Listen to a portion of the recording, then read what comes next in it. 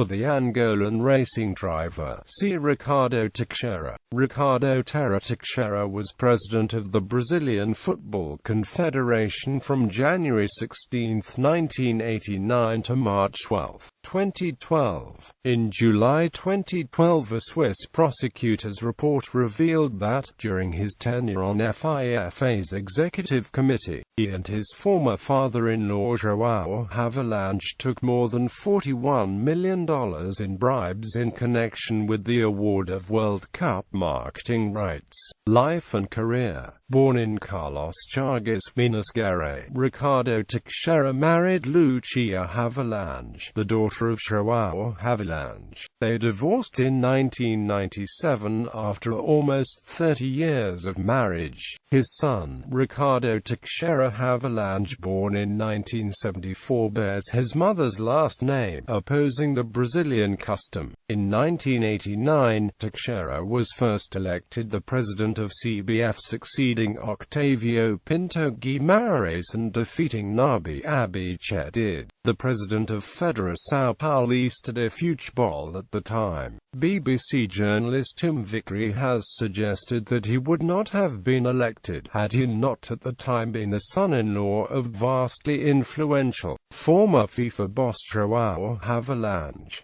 At the time of his resignation, Teixeira was serving his sixth term as head of the CBF, angry that his television company had been rejected in a contest for domestic rights. In 1993, Brazilian footballer Pelé accused Teixeira of corruption, which led to an 8-year feud between Pelé and Havelange. As a result, Havelange banned Pelé from the draw for the 1994 FIFA World Cup in Las Vegas. Criticisms that resulted from the banning of Pelé were perceived to have had a negative effect on Havelange's chances of re-election as FIFA president in 1994. Corruption allegations. In 1994, after winning the World Cup in the USA, the Brazilian team returned home in a private flight. On arrival in Brazil, Teixeira refused to abide by the rules of Brazilian customs, on the grounds that a title of the Brazilian team is worthy much more than the custom taxes. Later on, it was discovered that many players had brought boxes of undeclared stuff, and that Teixeira himself had packed a full beer-making machine that he used in a bar he opened a few months later. After a long dispute with Brazilian IRS, Teixeira paid the due taxes and fines. In 2000, Teixeira faced a probing commission in Brazilian Congress. He was charged of taking illegal advantage of contracts with Nike. The Brazil team would satisfy Nike's interests, and Teixeira would rake the financial gains. Again, Teixeira had to pay taxes on the basis of non-declared revenues. In November 2010, Andrew Jennings, the presenter of FIFA's Dirty Secrets, an edition of BBC's flagship current affairs program Panorama, alleged that Teixeira had taken bribes in the 1990s regarding the awarding of contracts for the sale of television rights to the Football World Cup. Teixeira waited until the 25th of July 2011 to respond to the allegations, at which point he attacked the Football Association, saying he would make their lives hell as long as he remained a member of FIFA's ruling executive committee. The Brazilian authorities started in October 2011 an investigation to evaluate the possibility of money laundering by Ricardo Teixeira through the Brazilian Football Confederation. The authorities will have 90 days to complete the investigation, which also alleges the involvement of Joao Havelange as part of the scheme. Andrew Jennings told the Senate committee that Ricardo Teixeira may have amassed $9.5 million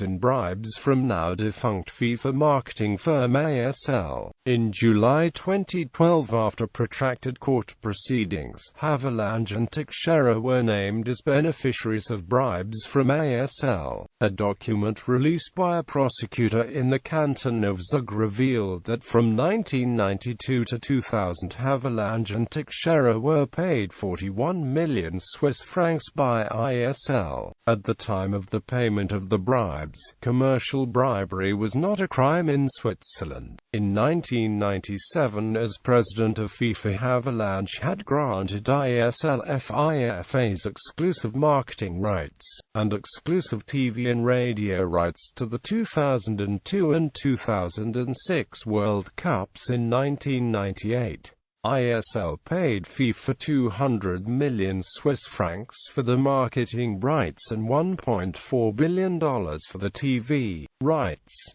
After ISL's bankruptcy, its liquidators examined all payments made by the company. FIFA, under the presidency of Sepp Blatter, was found to have known about the bribes, yet argued it did not need to have the money repaid. Prosecutions were mounted for alleged embezzlement against Havelange and Teixeira, but were stopped in May 2010, after Havelange and Teixeira repaid 500,000 and 2.5 million Swiss francs respectively. The repayments were considered reasonable due to the fact that bribes paid before 1995 were outside the statute of limitations, and Havelange's advanced age. The prosecutor also believed that Havelange and Teixeira were guilty of criminal breaches of their duties to serve FIFA as senior executives. Piauí controversy. The July 2011 issue of the Brazilian magazine Piauí published a profile of Teixeira written by journalist Daniela Pinheiro. Pinheiro spent 10 days in Switzerland with Teixeira while he was there to attend the 61st FIFA Congress. In the 8-page article, Teixeira talked about football politics, the ensuing 2014 FIFA World Cup in Brazil, the Brazilian press and corruption allegations against him and other FIFA members.